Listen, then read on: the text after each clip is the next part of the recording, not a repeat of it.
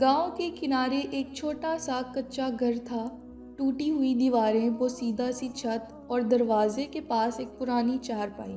اسی گھر میں رہتا تھا مصطفیٰ، ایک دبلا پتلا سانولا مگر روشن آنکھوں والا نوجوان۔ اس کی آنکھوں میں خواب بہت تھے لیکن جیب میں کچھ نہیں۔ مصطفیٰ کے والد رحمت علی گاؤں کے لوہار تھے، صبح سے شام تک پسینہ بہاتے، مگر کمائی اتنی نہ تھی کہ 2 وقت کا کھانا آرام سے ہو۔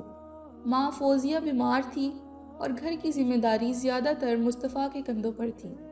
گھر کے حالات دیکھ کر اکثر وہ سوچتا، کب تک ہم یوں جئیں گے، کب تک ہماری قسمت بدلے گی؟ لیکن جب ماں کہتی، بیٹا اللہ پر بھروسہ رکھو، وہ جو کرتا ہے بہتر کرتا ہے، تو وہ چپ ہو جاتا، مگر دل کے اندر ایک بے چینی رہتی۔ مصطفیٰ دن میں مزدوری کرتا اور شام کو گاؤں کے امام صاحب کے پاس قرآن پڑھنے جاتا۔ لوگ کہتے، یہ لڑکا تو بڑا نیک ہے، مگر قسمت خراب ہے۔ ایک دن امام صاحب نے شفقت سے کہا، بیٹا رزق کا وعدہ اللہ نے کیا ہے، محنت کرو مگر دل میں شکوہ نہ رکھو۔ مصطفیٰ نے سر جھکا کر کہا، جی مولوی صاحب، مگر کبھی کبھی دل ٹوٹ جاتا ہے۔ جب میں اپنی ماں کو دوائی کے بغیر تکلیف میں دیکھتا ہوں تو سوچتا ہوں، کیا میں ناکام ہوں؟ مولوی صاحب مسکرا کر بولے، اللہ کے فیصلے سمجھنے کے لیے صبر چاہیے، کبھی کبھی وہ دیر سے دیتا ہے مگر بہترین دیتا ہے۔ مصطفیٰ نے خاموشی اختیار کر لی۔ کچھ دنوں کے بعد گاؤں میں طوفانی بارش ہوئی، ندی کا پانی بڑھا اور مصطفیٰ کے گھر کی دیواریں گر گئیں۔ فوزیہ بی بی خوف سے کانپ رہی تھی۔ یا اللہ، یہ کیا مصیبت ہے، ہمارا تو ٹھکانہ بھی نہیں رہا۔ مصطفیٰ نے چھت کے نیچے کھڑے ہو کر آسمان کی طرف دیکھا اور چیخا، یا اللہ، ہم نے کیا گناہ کیا ہے، کیوں ہر آزمائش ہم پر آتی ہے؟ رحمت علی نے بیٹے کے کندھے پر ہاتھ رکھا، بیٹا سوال مت کر، صبر کر، شاید یہی تیرے لیے بہتری ہو۔ مصطفیٰ نے منہ پھیر لیا، اس کے دل میں بغاوت کی چنگاری جل اٹھی۔ بہتری؟ کیا اس غربت، اس ٹوٹے گھر میں بھی کوئی بہتری ہو سکتی ہے؟ کچھ دنوں کے بعد گاؤں کے رئیس چودھری سلیم آئے۔ وہ مزدوروں کو شہر کے ایک کارخانے میں بھیج رہے تھے۔ انہوں نے کہا، جو بھی جانا چاہے میں انتظام کر دوں گا، کھانا، رہائش سب ہوگا۔ مصطفیٰ نے فوراً ہاتھ کھڑا کیا، میں جاؤں گا چودھری صاحب۔ ماں نے روکا، بیٹا اتنے دور جا رہے ہو، ہمیں کون دیکھے گا؟ مصطفیٰ نے آہ بھری، اماں میں آپ کے لیے ہی جا رہا ہوں، جب تک روزی بہتر نہ ہو واپس نہیں آؤں گا۔ رحمت علی نے بیٹے کے سر پر ہاتھ رکھا، اللہ تمہیں سلامت رکھے بیٹا، جو فیصلہ وہ کرے اس پر راضی رہنا۔ شہر پہنچ کر مصطفیٰ کی آنکھیں حیرت سے پھیل گئیں۔ اونچی عمارتیں، گاڑیاں، شور، روشنی، سب کچھ نیا تھا۔ چودھری صاحب نے اسے ایک فیکٹری میں کام پر لگوا دیا۔ یہ فیکٹری ایک امیر تاجر مالک طاہر کی تھی۔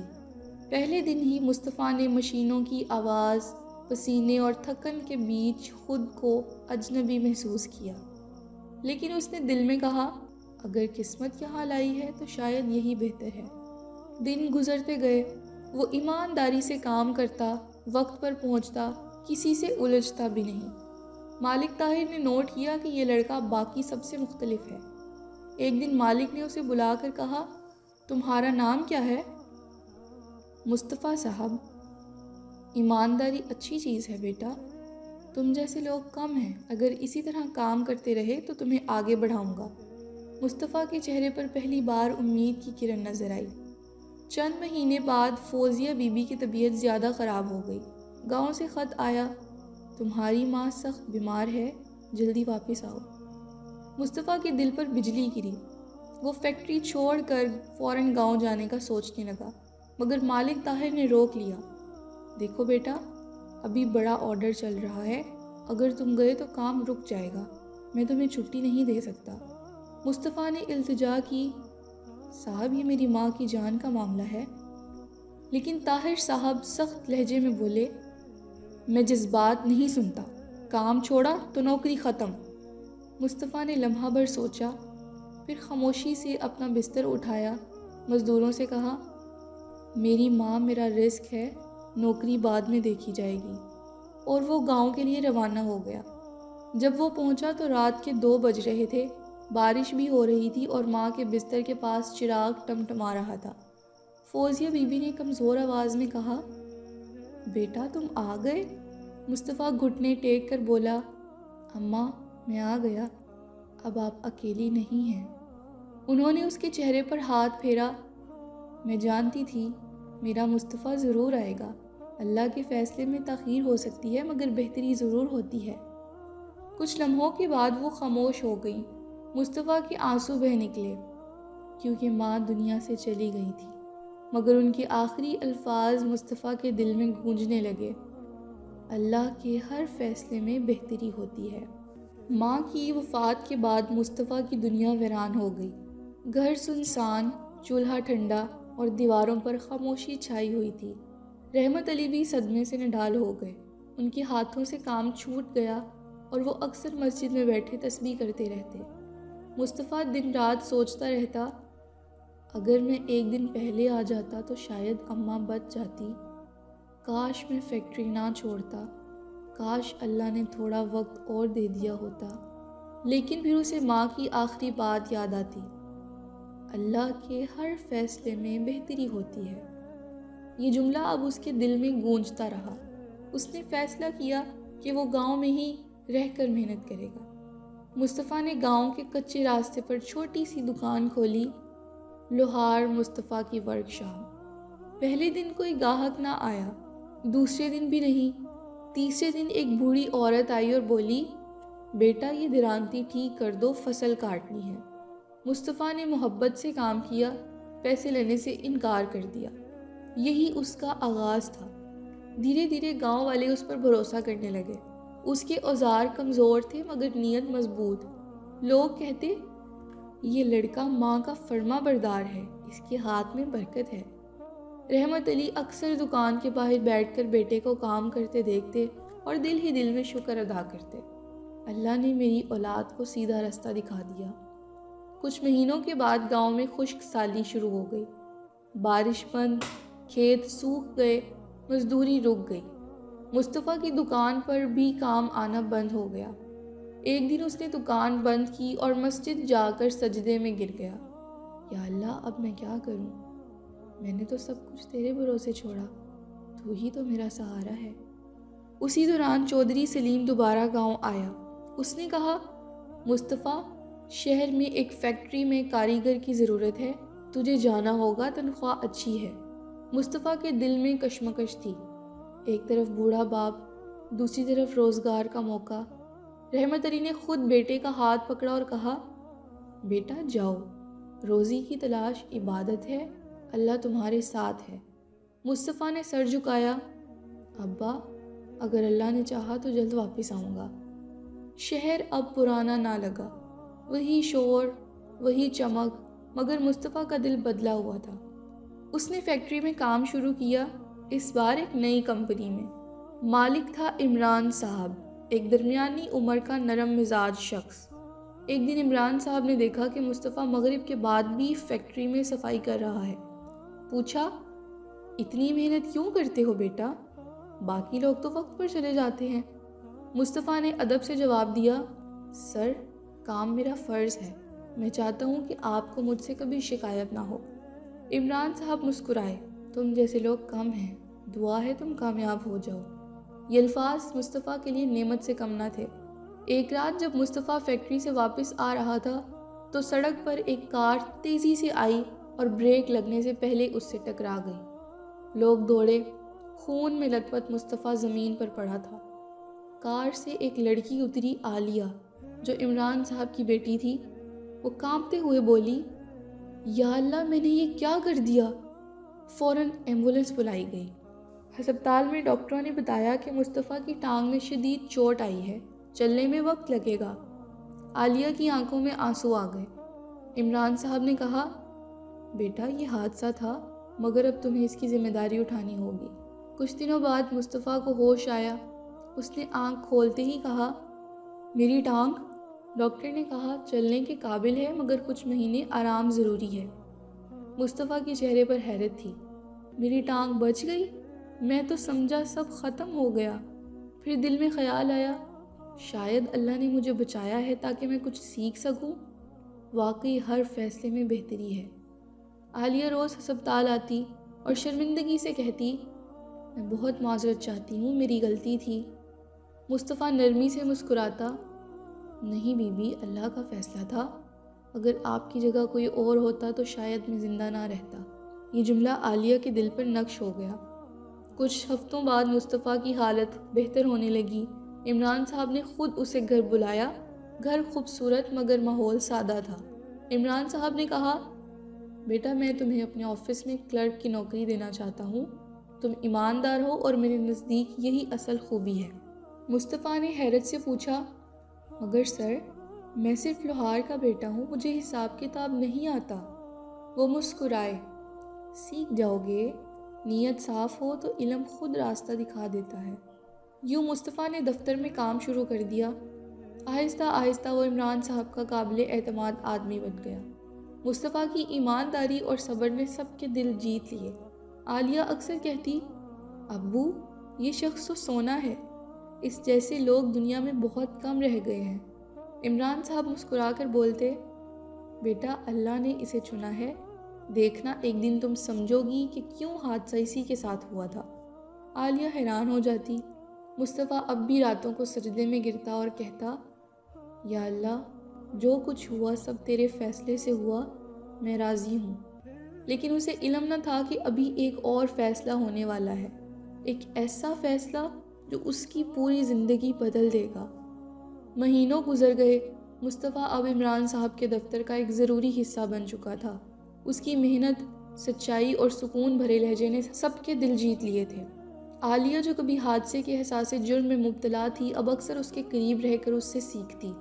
صبر، عاجزی اور ایمان کا مطلب۔ ایک دن دفتر میں عمران صاحب نے اسے بلا کر کہا مصطفیٰ بیٹا میں تمہیں ایک بات بتانا چاہتا ہوں، میری زندگی میں تم ایک خاص مقام رکھتے ہو۔ تم نے مجھے یاد دلایا کہ انسانیت کا تعلق ذات یا دولت سے نہیں، دل سے ہوتا ہے۔ مصطفیٰ شرماتے ہوئے بولا سر آپ کا احسان ہے، اگر آپ نہ ہوتے تو میں شاید ابھی بھی گاؤں میں بھٹک رہا ہوتا۔ عمران صاحب نے کہا احسان نہیں، یہ سب اللہ کا نظام ہے، وہ جسے چاہے جس طرح چاہے نواز دیتا ہے۔ کچھ ہفتوں بعد عمران صاحب کو دل کا دورہ پڑا۔ وہ اسپتال میں داخل ہو گئے۔ عالیہ رات دن ان کے پاس رہتی اور مصطفیٰ بھی خدمت میں لگا رہتا۔ ایک رات جب عمران صاحب کی طبیعت کچھ بہتر ہوئی، انہوں نے مصطفیٰ کو بلایا۔ کمزور آواز میں بولے بیٹا اگر میری زندگی باقی نہ رہی تو میرا گھر اور کاروبار تمہارے سپرد ہے۔ میں چاہتا ہوں کہ عالیہ تمہارے جیسے دیندار انسان کے ساتھ زندگی گزارے۔ مصطفیٰ کا رنگ اڑ گیا۔ سر میں ایک غریب لوہار کا بیٹا ہوں، یہ کیسے ممکن ہے؟ عمران صاحب نے مسکرا کر کہا مصطفیٰ اللہ کے فیصلے ہماری سوچ سے بڑے ہوتے ہیں، تم وہی ہو جسے میں اپنی اولاد کے برابر سمجھتا ہوں، تمہارے جیسا شوہر میری بیٹی کے لیے رحمت ہوگا۔ مصطفیٰ کی آنکھوں میں آنسو آ گئے۔ اس نے بس اتنا کہا اگر یہ اللہ کی مرضی ہوئی تو میں انکار نہیں کروں گا۔ کچھ مہینوں بعد عمران صاحب مکمل صحت یاب ہو گئے۔ گھر میں خوشی کی لہر دوڑ گئی۔ اسی دوران ان کی خواہش کے مطابق عالیہ اور مصطفیٰ کا نکاح کر دیا گیا۔ پورے شہر میں یہ خبر حیرت کا باعث بنی۔ ایک امیر شخص کی بیٹی نے ایک غریب لوہار کے بیٹے سے شادی کر لی۔ مگر عالیہ نے سب کے سامنے کہا میں نے مصطفیٰ میں ایمان دیکھا ہے، دولت نہیں۔ میں نے صبر دیکھا ہے، غرور نہیں، اور مجھے یقین ہے کہ اللہ کے فیصلے ہمیشہ بہترین ہوتے ہیں۔ یہ الفاظ سب کے دلوں میں اتر گئے۔ نکاح کے بعد بھی مصطفیٰ نے کبھی غرور نہیں کیا، وہ سادہ سا انسان بن کے رہتا تھا اور اکثر عالیہ سے کہتا زندگی بدل گئی مگر میری سوچ نہیں، جو کچھ ملا وہ اللہ کے حکم سے ملا۔ میں اب بھی اس گاؤں کے مصطفیٰ کو اپنے دل میں زندہ رکھنا چاہتا ہوں۔ عالیہ مسکرا کر جواب دیتی اور میں اسی مصطفیٰ کو چاہتی ہوں۔ ایک دن اچانک خبر ملی کہ مصطفیٰ کے والد رحمت علی کی طبیعت بگڑ گئی ہے۔ وہ فوراً گاؤں پہنچا۔ کچا گھر، وہی پرانا دروازہ اور اندر بستر پر لیٹے بوڑھے ابا۔ رحمت علی نے بیٹے کو دیکھا تو مسکرا دیے۔ بیٹا میں نے سنا ہے اللہ نے تجھے عزت دی، بس ایک وصیت ہے، ہمیشہ یاد رکھنا جو کچھ ہوا وہ سب اسی کے فیصلے سے ہوا۔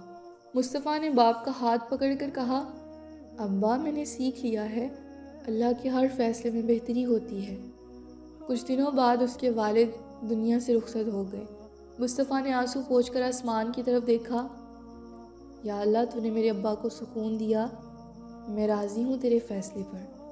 کچھ سالوں بعد مصطفیٰ نے عمران صاحب کا کاروبار سنبھال لیا۔